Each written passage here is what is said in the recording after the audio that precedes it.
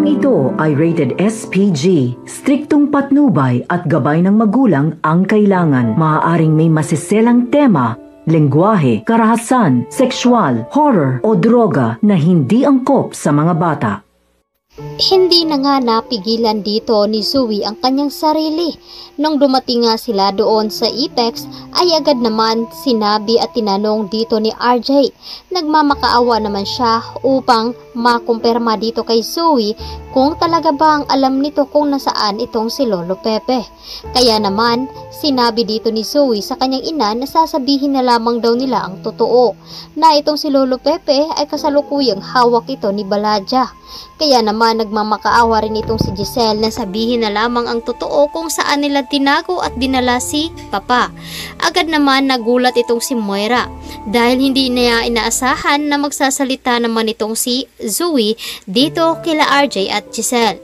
Samantalang muli na namang kinausap ni Carlos itong si Annalyn at pinapagalitan na naman niya ito dahil masyado nga daw itong nangingialam sa problema dito ng kanyang lolo. Agad naman sumagot si Annalyn na gusto lamang niyang alamin kung ano ba talaga ang nangyari dito sa kanyang lolo dahil hindi niya ito matatanggap kapag may masamang nangyari dito.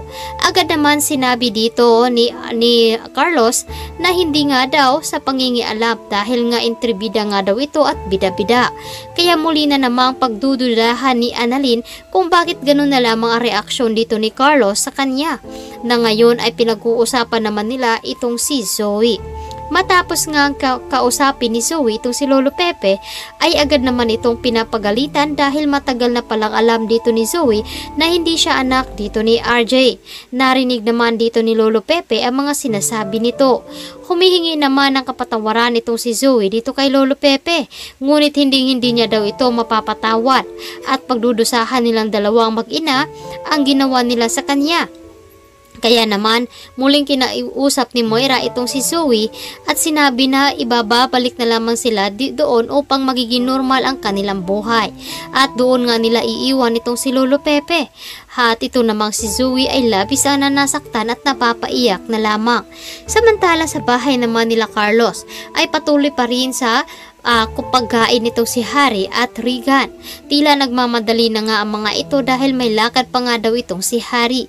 Ngunit pilit naman na pinipigilan dito ni Lynette itong si Harry at Regan upang hindi siya doon iwan na mag-isa dahil nakatago lamang sa kanyang paligid itong si Dax.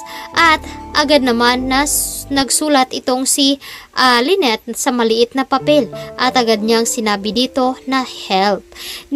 Makikita nga ba dito ni Harry at ni Regan ang pahihiwatig dito ni Lynette sa kanya.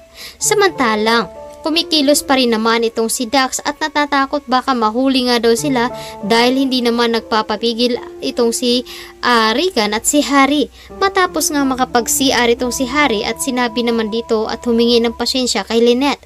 Agad naman na sinabihan ni Lynette na kumain daw muna sila ng dessert at marami naman daw pagkain. Kaya naman kumain naman ang mga ito at naiinis naman itong si Dax at ang isa pa nitong kasama dahil baka mapurnada na naman ang kanilang plano at hindi na sila makapagnakaw pa ng pera. Samantalang matindi pa rin ang galit dito ni Carlos dito kay Lynette dahil hindi pa daw niya dinidisiplina ang kanyang anak. Kaya ito ang dapat nating aabangan ngayong hapon dito lamang sa Abot Kamay na Pangarap. Maraming salamat sa inyong pagtutok at pakikinig dito sa aking munting channel. God bless!